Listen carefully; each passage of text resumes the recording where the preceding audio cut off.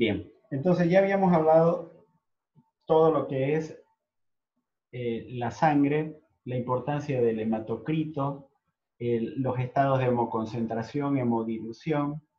Hemos hablado de todo el proceso de la hematopoiesis, las tres fases de la hematopoiesis, los compartimientos de la hematopoiesis en relación al compartimiento mieloide y al compartimiento linfoide.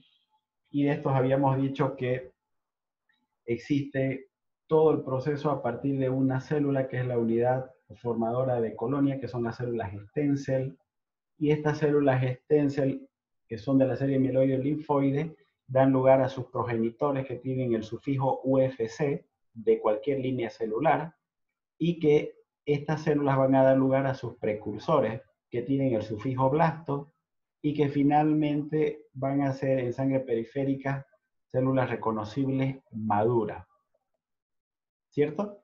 Entonces, todo ese proceso que habíamos visto, además, complementándolo, siendo importante de que solo en la médula ósea existe el 5% de células que son activas, ¿ya? Y que éstas se activan gracias a diferentes factores estimuladores en base a las necesidades que tenga el organismo. Y que el 95% se encuentra en reposo. Y que cuando se activa son gracias a interleucinas de un diferente tipo celular y estimula específicamente una línea celular. Ahora vamos a comenzar a ver qué es lo que pasa dentro de la médula ósea, cómo está, cuál es cuáles son los compartimientos dentro de la médula ósea de las células. Aquí no estamos hablando de la sangre total, donde el 99% es glóbulos rojos y 0.1% glóbulos blancos y plaquetas. Aquí estamos hablando dentro de la médula ósea. Entonces, el 60-65% de las células de la médula ósea corresponden a la serie granulopoyética, el 30-35% corresponden a la serie eritropoyética, y es por eso que la relación granulocito-eritroide es 2:1. El sistema megacariopoyético corresponde al 1% de las médulas óseas y aproximadamente un 10% hay precursores linfoides, células plasmáticas y monocitos. Entonces la distribución es esta en la médula ósea. Granulocitos 60, eritrocitos 30, relación 2:1. Ahora vamos a comenzar a hablar de la linfopoiesis. Y habíamos dicho que para que se produzca la linfopoiesis, una célula que está inactiva se tiene que activar. Y esto ocurre en un 5%. Para que se active necesita factor estimulante, interleucina 3, factor estimulante colonias granulocitos monocitos y la interleucina 6. Habitualmente estos tres son los que hacen sinergia y hacen que la célula se active. Una vez activada, ya entonces van a aparecer su progenitor. Y este progenitor aparece gracias a la presencia de la interleucina 3 y la interleucina 2.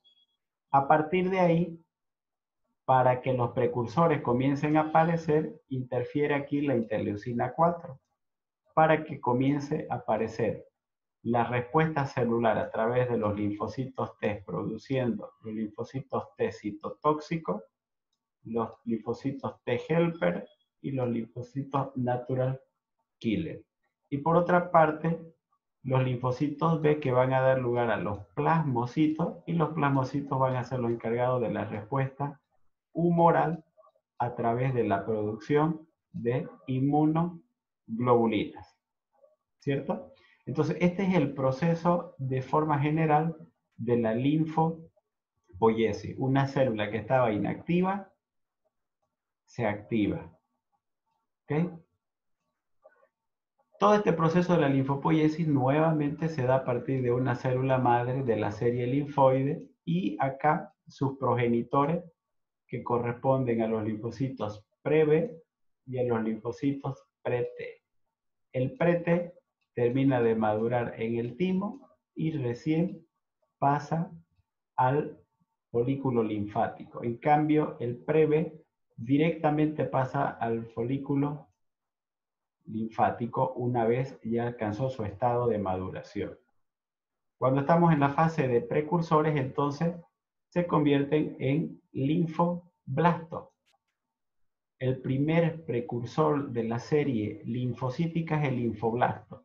Luego aparece el prolinfocito y estos prolinfocitos pueden ser grandes y pequeños y finalmente se convierten en linfocitos. Es sencillo, ¿cierto? Entonces, UFC, tengo que anotar, ¿no es cierto acá?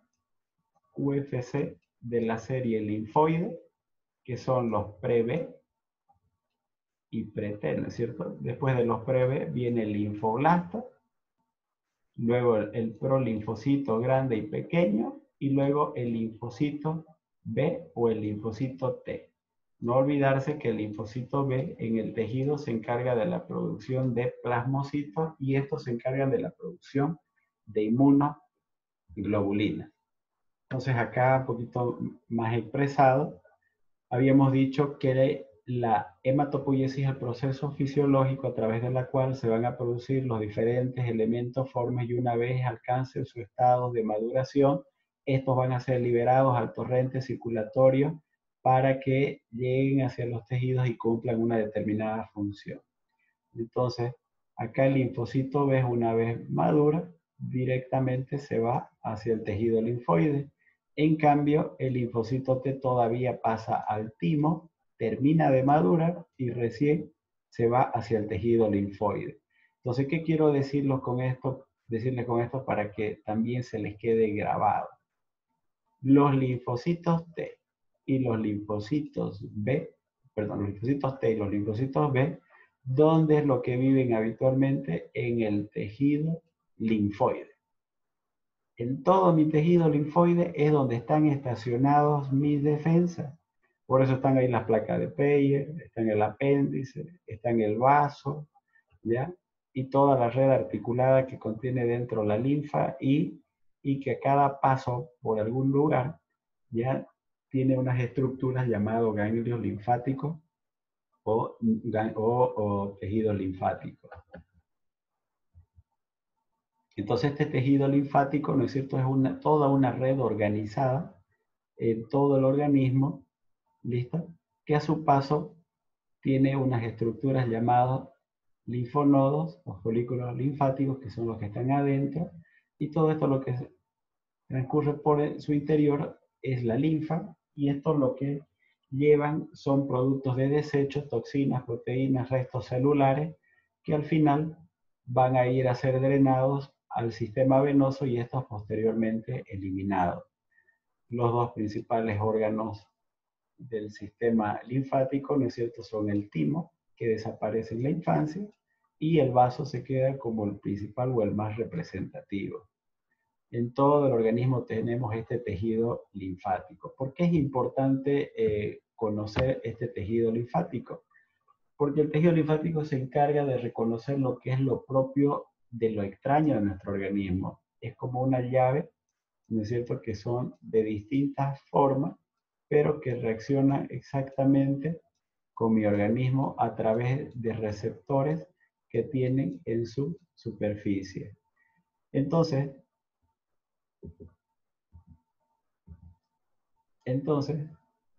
mi sistema linfático o inmune se encarga de distinguir entre lo propio y lo extraño. Habíamos dicho que mis linfocitos B y mis linfocitos T, nuevamente vuelvo a recalcar, se encuentran en el tejido linfático. Y cuando hablo del tejido linfático, estoy hablando de un linfonodo. Todo esto que ven acá es un linfonodo. Un linfonodo no es más que un ganglio linfático, para que lo entiendan así. Y dentro del linfonodo se encuentran lo que son los folículos linfáticos. Son estos redondos que ustedes ven acá. Entonces, en todas estas estructuras es donde se encuentran los linfocitos T, los linfocitos B, y los linfocitos B que producen plasmocitos también se encuentran ahí dentro. Si yo hago un corte y agarro un folículo linfático de este linfonodo, voy a tener algo así. Y yo sé que este folículo linfático tiene tres zonas. Esta zona amarilla se llama zona marginal, esta zona verde, zona del manto, y este interior se llama centro germinativo. ¿Por qué es importante conocer esto? Porque cuando ingresa, nuevamente poniendo el caso anterior, cuando ingresa a mi organismo un estreptococo beta hemolítico, vamos a hacer de cuenta, inmediatamente mi organismo detecta que alguien extraño ingresó a mi organismo. Y la función de mi sistema inmune es detectar lo propio de lo extraño. En ese sentido, este linfocito B que era virgen se va a encargar de ingresar dentro de este folículo linfático. Y va a ocurrir transformación en este linfocito B virgen, se va a convertir en un centroblasto. Y este centroblasto se convierte en una célula que es grande, así como lo ven acá. El centroblasto es una célula grande, que en su interior la única función que realizó es formar inmunoglobulinas. Y estas inmunoglobulinas que están dentro del centroblasto son dificultosas para que puedan salir hacia la zona marginal. Y en ese sentido, entonces, agarra y se convierte en una célula más pequeña llamada centrocito. Y este centrocito, que es chiquitito, está cargado aquí dentro de inmunoglobulina. Entonces, este centrocito va, agarra y se centra en esta zona marginal. Y en esta célula marginal son disparados hacia el agente patógeno que ingresó. En este caso, se dispara contra el estreptococo beta hemolítico. Entonces, una vez que todos estos se han disparado, no todos en realidad son enviados hacia ese lugar. Algunos se quedan en esta zona. Se quedan como refuerzo en esta zona marginal. Y una vez van y se da cuenta que es alguien extraño al organismo, lo destruyen con ayuda de mi respuesta celular y nuevamente retornan al folículo linfático bajo la forma de linfocitos B de memoria. Estos linfocitos B de memoria van a pasar toda esa memoria al resto de los que quedaron en la zona marginal. Y entonces esos linfocitos B de memoria reciben el nombre de inmunoglobulina G. Cuando estos salen por primera vez y se encuentran con ese antígeno, ¿no es cierto?, se forma la inmunoglobulina M, que están en pleno ataque, en plena lucha contra el enemigo en ese momento. Y cuando ya se me forma mi memoria inmunológica, significa que ya yo los reconozco a ese agente externo y ya tengo preparada toda la artillería, ¿no es cierto? Ya tengo preparado por si próximamente vuelve a ingresar. Entonces es más eficaz mi sistema inmunológico para poder combatir esa infección posteriormente, porque ya creé mi memoria inmunológica. Por eso es importante conocer cómo se desarrolla esta respuesta inmune. Ahora, ocurren algunas alteraciones en presencia de dos situaciones, de una alteración genética en exposición con un factor ambiental para que se pueda producir una alteración en este tejido linfático. Por ejemplo, cuando yo tengo un proceso tumoral en el tejido linfático, se llama linfoma. Y es por eso que los linfomas pueden ser de estirpe B o de estirpe T. Y este tejido linfático, como se encuentra en todo el organismo, incluido mucosa respiratoria, bronquial, mucosa digestiva, gástrica, mucosa peritoneal, urogenital, etc. Por ejemplo, a nivel de la mucosa bronquial, cuando ese tejido linfático asociado a la mucosa tiene ausencia del gen supresor P450, entonces, y esa persona comienza a fumar, va a desarrollar un linfoma bronquial.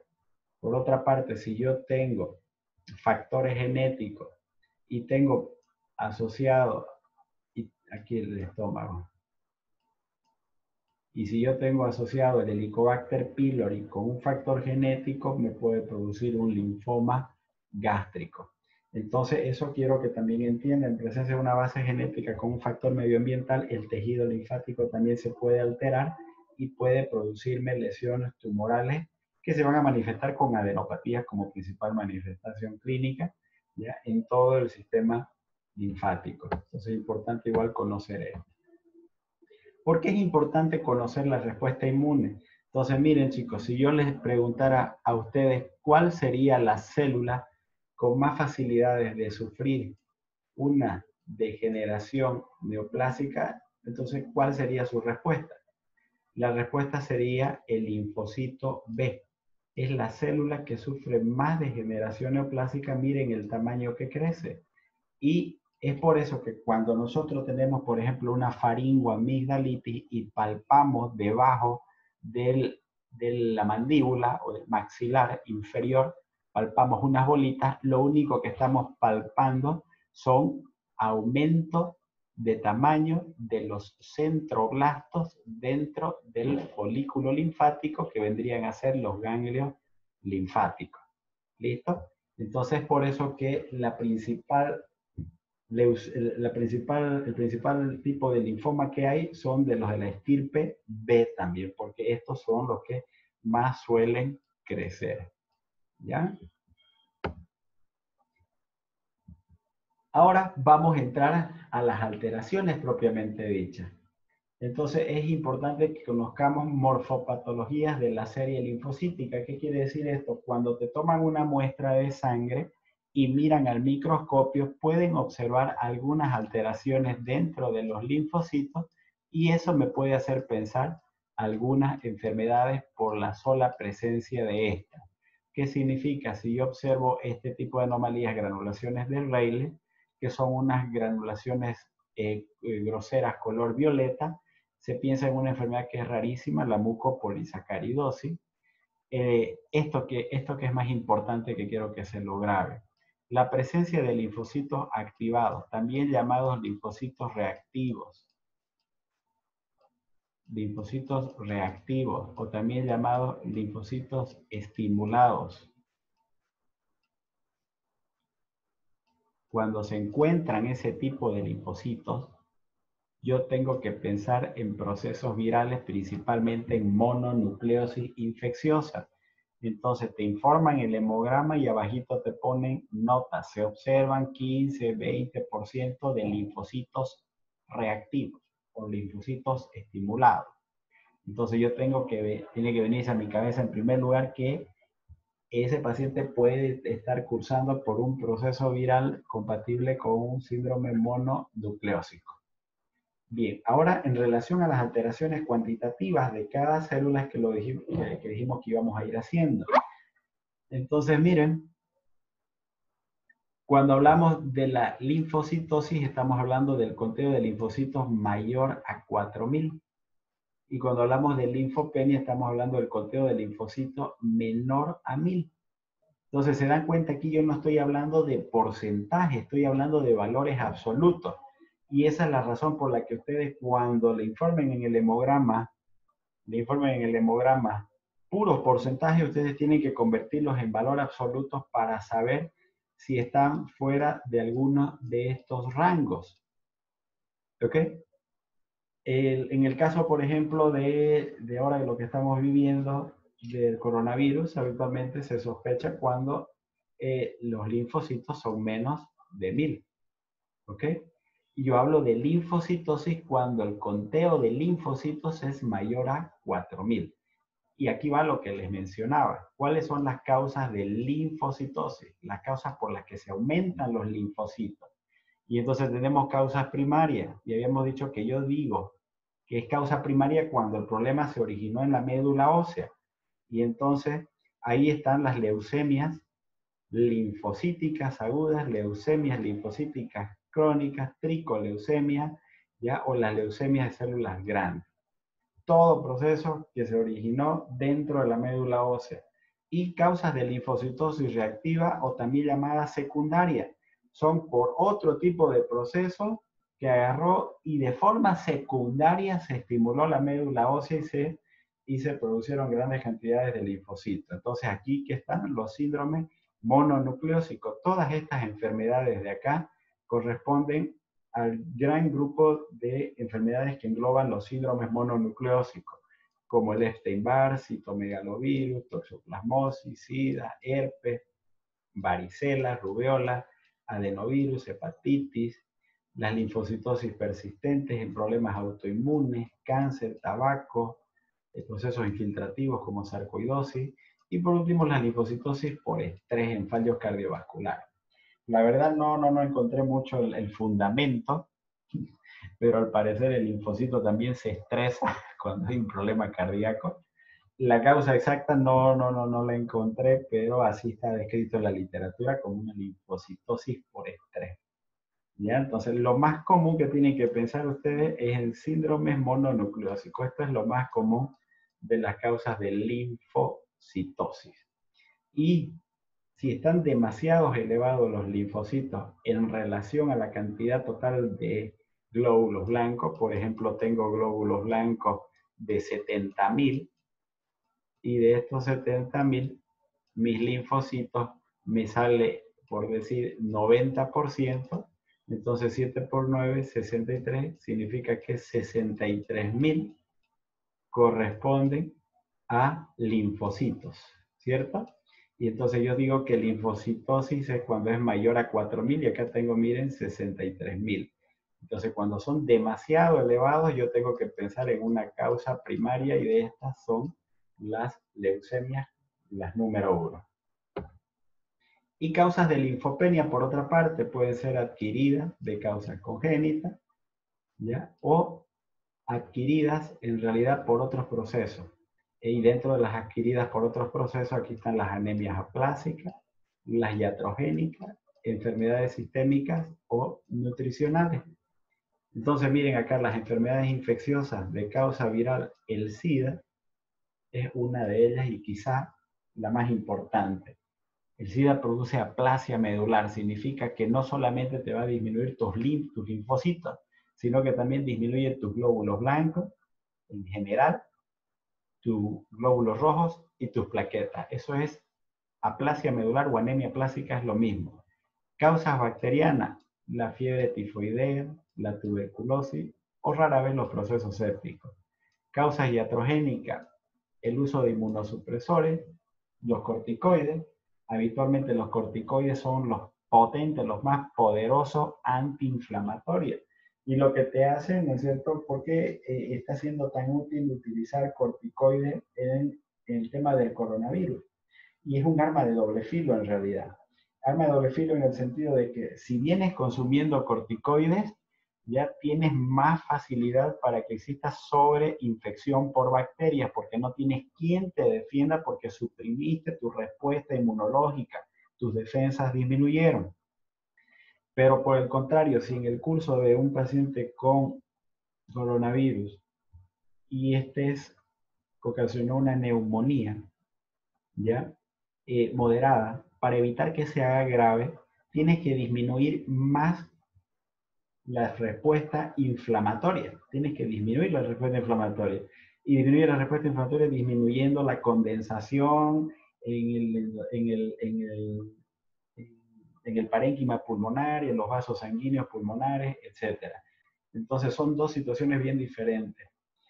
En los procesos crónicos empeora y puede ocasionar una sobreinfección bacteriana. En los procesos agudos en los cuales hay un proceso nuevo, infeccioso como el coronavirus, son beneficiosos los corticoides.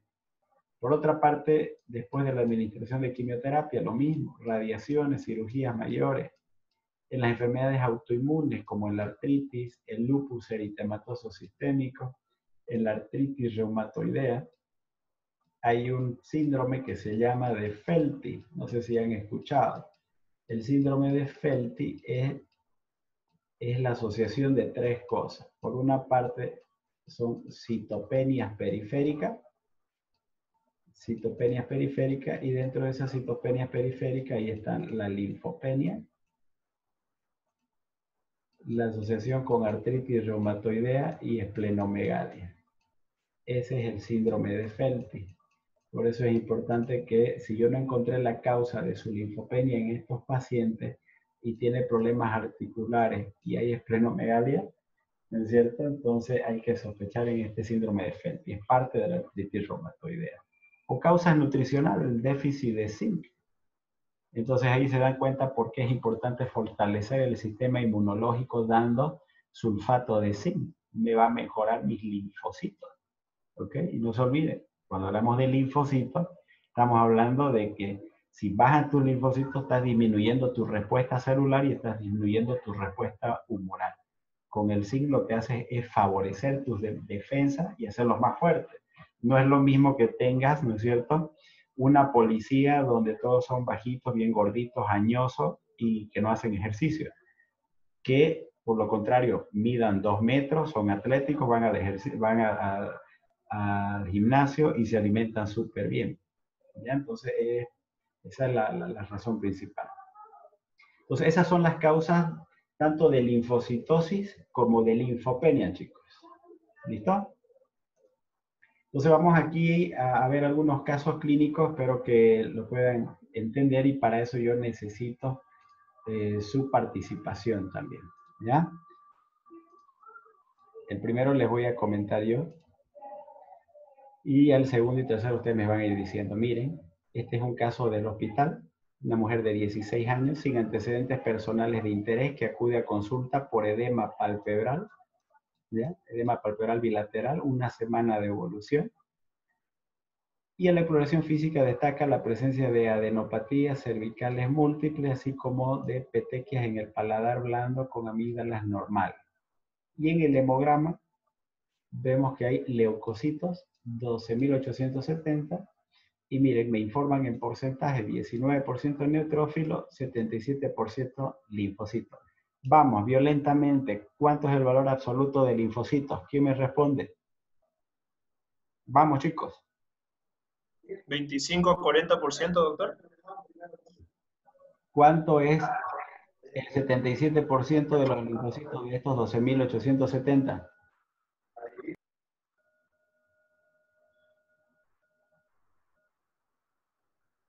¿Cuánto? Doctor.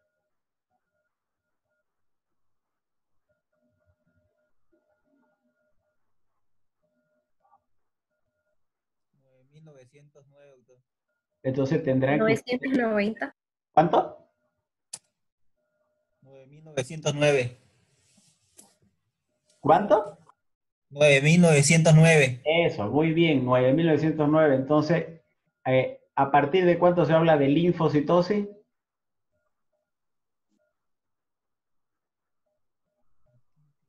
¿A partir de cuánto se habla de linfocitosis? Vamos, respondan. Mayor a 4.000. Eso, entonces, si tengo 9.900, no sé cuánto que me dijeron, entonces estoy frente a una linfocitosis. Entonces, ya de entrada yo sé que esto es un proceso, ¿no es cierto?, que puede ser viral a lo que está el paciente. En segundo lugar, entonces, acá mire, mi hemoglobina está normal, el hematocrito normal, plaquetas normal. Significa que la única serie que está alterada es mi serie blanca. En segundo lugar, ¿qué es lo que ven acá? Linfocitos estimulados. ¿En qué se ven los linfocitos estimulados?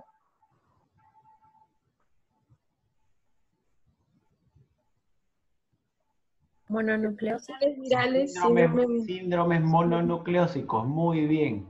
Y entonces miren acá, mis transaminasas se están aproximadamente 5 veces por encima de su valor normal, el resto de las pruebas normales y deshidrogenasa láctica aumentada. Pasadas las 72 horas, la paciente acude nuevamente a la consulta refiriendo fiebre, 38 grados, con odinofagia. Y en la exploración física tiene un exudado amigdalar bilateral, así como hepatomegalia a 2 centímetros del reborde costal sin esplenomegalia palpable, y persistencia del edema de miembros inferiores. Entonces, los nuevos hallazgos son sospechosos de mononucleosis infecciosa. ¿Cuál es la prueba que se solicita? Anticuerpos heterófilos, y esos anticuerpos heterófilos salieron positivos. Se inició reposo relativo, antiinflamatorio, buena evolución del cuadro, persistió la fiebre durante una semana. En este intervalo de tiempo se recibió la serología correspondiente a la determinación de anticuerpos contra la cápside vírica, ¿ya? Para ver si era agudo o era pasado. Y salió IgM positivo, confirmándose una mononucleosis infecciosa aguda. ¿Ya? Entonces, ahí se están dando cuenta de la importancia de conocer también el valor, los parámetros y las condiciones clínicas que aparecen por alteraciones de las diferentes líneas celulares del hemograma. Entonces, transcurridas 3 semanas del inicio del cuadro clínico, se realiza analítica de control con la que se observa un hemograma en la cual disminuyó sus leucos, disminuyeron sus linfocitos, ¿cierto? Y disminuyeron sus transaminasas. Clínicamente, la paciente asintomática, habiéndose ido la fiebre, y se recomienda que se reincorpore a su actividad habitual. Lo que quiero que se quede claro es de que cuando ya comiencen ustedes a manejar valores absolutos de los diferentes elementos celulares, comiencen a pensar en alguna patología y lo correlacionen con la clínica del paciente. A ver este caso, a ver si me pueden ustedes determinar frente a qué estamos. Paciente de 22 años, de Puerto Suárez, tiene fiebre de más o menos 2 meses de evolución, pérdida de peso y diarrea hace 3 semanas. ¿Listo? 22 años, fiebre de 2 meses, pérdida de peso, diarrea hace 3 semanas. Tengo una hemoglobina de 9, plaquetas 75.000, glóbulos blancos 3.700, linfocitos 15, callados 10. Vamos a ir por partes. En primer lugar, ¿cuánto de linfocitos en valor absoluto tengo? Vamos, chicos, saquen.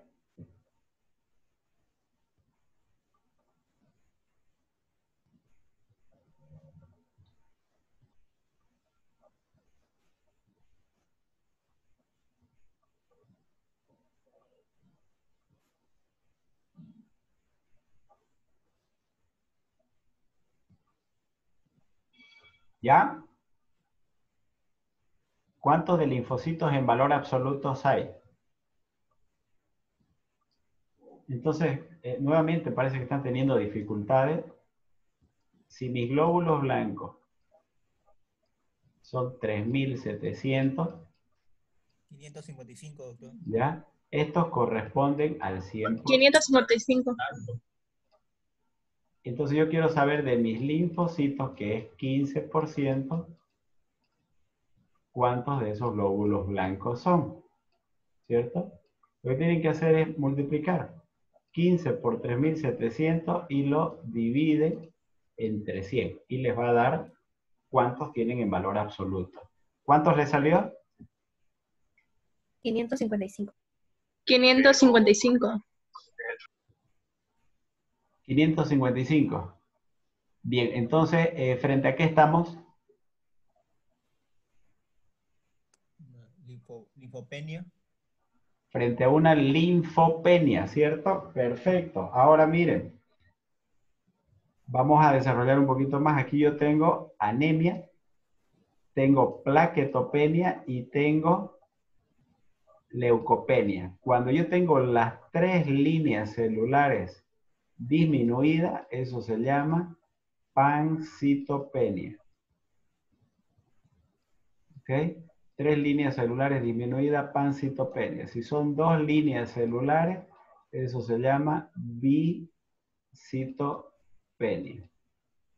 En este caso tengo un paciente con pancitopenia, linfopenia, y es un paciente que está en la frontera, fiebre de 2 meses y diarrea de 3 semanas, catalogándolo como ya una tendencia de una diarrea crónica. ¿En qué voy a pensar? VIH, doctor. VIH, sí. En primer lugar, probablemente Aplasia medular. una aplasia medular. No se olviden que tiene las 3 líneas celulares bajas. Aplasia medular. Y si quieren acá pueden ponerle con linfopenia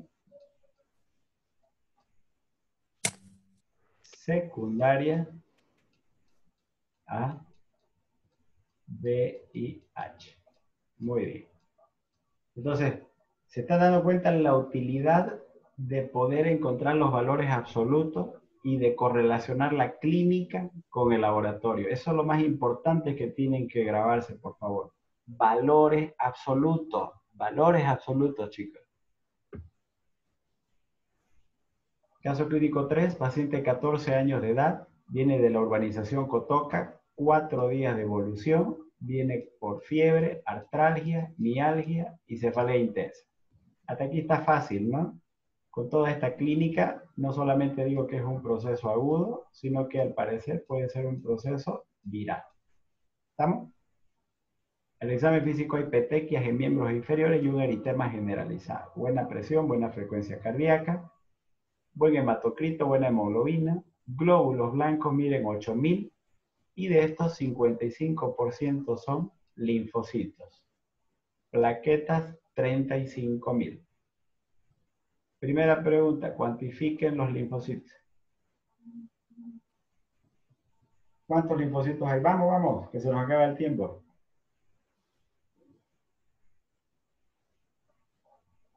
$4,400. ¿Cuánto? 4,400. 4.400. Entonces, ¿frente a qué estoy? Linfocitosis. Linfocitosis. En el curso de ese proceso viral, ¿en qué van a pensar?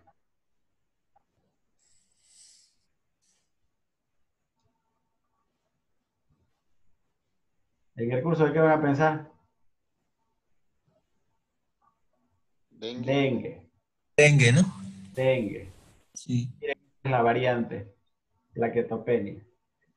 Cuadro agudo, características clínicas de proceso viral con linfopenia y plaquetopenia.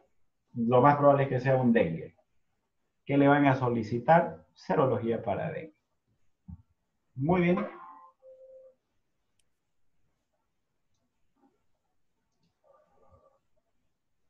Perfecto, chicos. ¿Alguna pregunta en el último minuto que tengamos? No nos alcanzó para avanzar más tiempo. Espero que todas estas generalidades se haya podido comprender. De todas maneras, lo voy a subir a la plataforma enseguida nomás para que vuelvan a revisarlo una y otra vez. Es importante y básico que conozcan todo este proceso inicial de la hematopoiesis. Ya en la siguiente clase vamos a hablar de lo que nos faltó, que es granulopoiesis, megacariopoiesis, monopoiesis, y luego ya por último, de aquí a 2 semanas hablamos de la eritropoiesis y entramos de relleno a las anemias. ¿Ok?